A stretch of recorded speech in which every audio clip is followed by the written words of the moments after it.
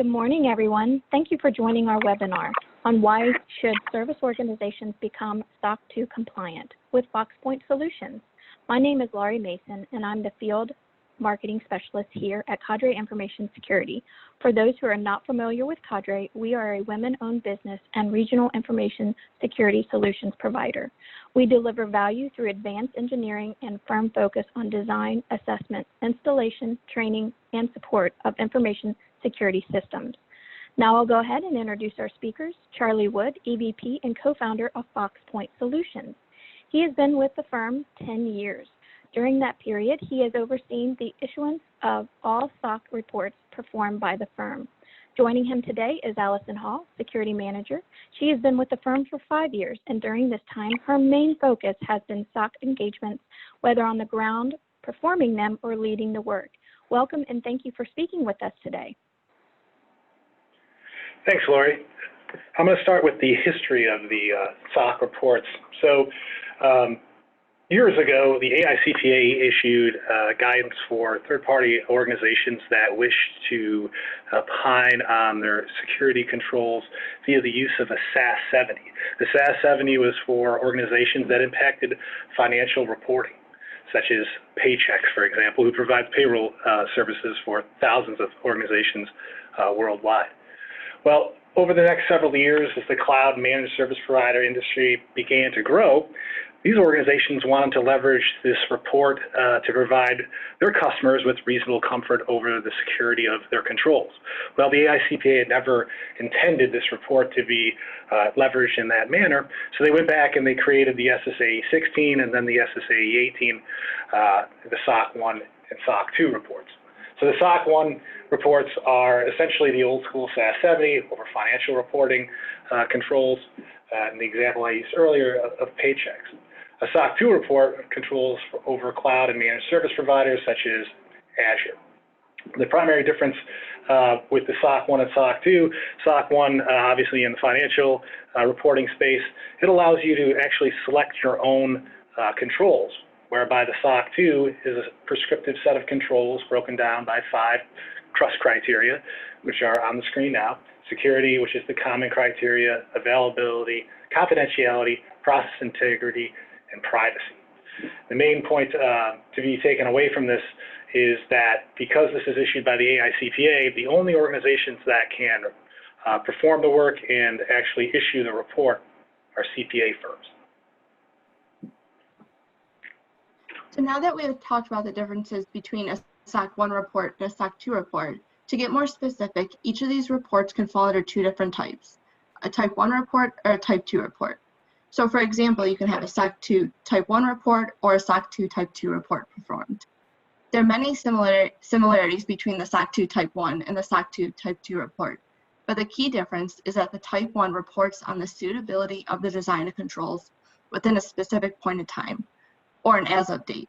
A Type 2 report, on the other hand, reports on the design and implementation, as well as the operating effectiveness of the controls throughout a defined period. This period is typically 6, 9, or 12 months. But it is important to note that the period must be at least 6 months.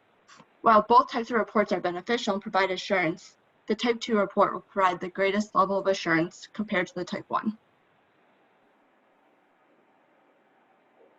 The primary benefits of a SOC 2 report are really twofold. The vendors are required to perform due diligence for each of their service organizations.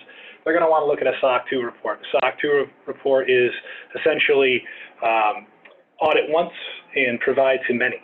And so vendors that have the SOC 2 report really set themselves apart from their competitors because they've already had this work done and they can provide the report to anyone that leverages their service or is looking to potentially leverage their service.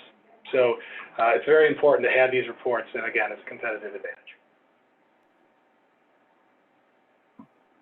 There are a number of service organizations that are required to undergo a SOC examination, specifically service organizations which store, process, transmit, or can impact the security of data may need to have one, especially if you want to be and remain competitive in the market. Some examples of service organizations include data centers, payroll or medical claim processors, software as a service providers, and that's really just naming a few. So we see two common issues every time we attempt to help organizations become compliant out of the gate. So essentially, the first problem we see is that organizations fail to plan for the assessment. And what I mean by that is there's a large number of documented policies and procedures that need to be in place, known by all affected parties in order to pass, quote unquote, pass the assessment. Also, you need to evidence the controls as well. So if you're a network administrator and your one of your daily responsibilities is to ensure that you're reviewing firewall log activity, you've got to actually demonstrate that in an audible manner. And to put these controls in place, you know, it takes some time.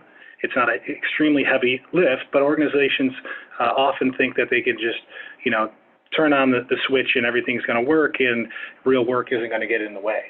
And the second is that real work. So we live in a fairly interesting time now where COVID-19 has forced a number of us to work from home. And so if you go back to the scenario I posed earlier with the network administrator, you know, he's responsible potentially for reviewing firewall logs on a daily basis. Well, during the middle or end of March, when things were shutting down, he might have also been responsible for ensuring that people can work remotely. And so that real work of getting people stood up at home with whatever they need to be productive could have taken the place of his ability to review the controls and ensure the controls operate effectively. So how can you avoid this? Well, regular status meetings are extremely helpful, internal meetings whereby people sit around and say, okay, you know, what's going well, what's not going well? Are you able to demonstrate that these things are in place for when the audit begins? These things are extremely helpful to the organization to ensure that they, quote unquote, pass the audit.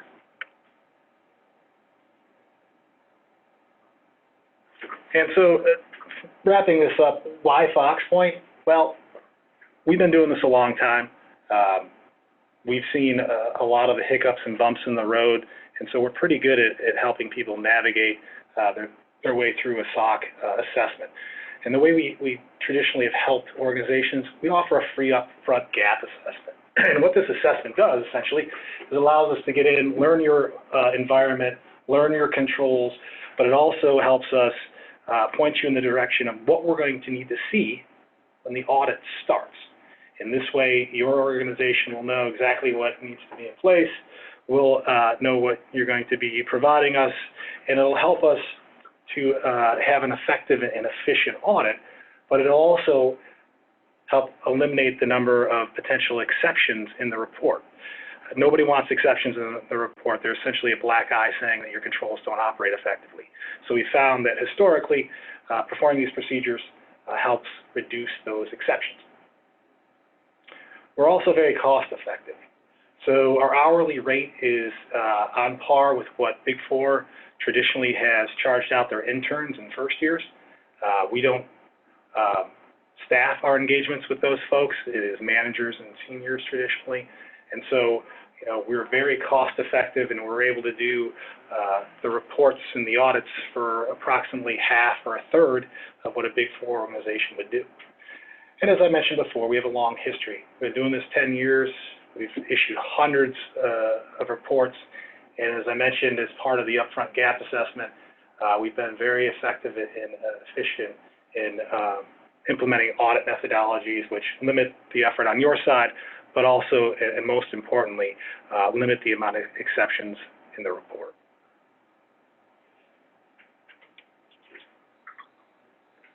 Great. Thank you again, Charlie and Allison. That was a very informative webinar. And thank you again for taking time out of your busy schedule to speak with us today. If you have any questions, please reach out to your sales representative or email at info@cadre.net. Have a wonderful day.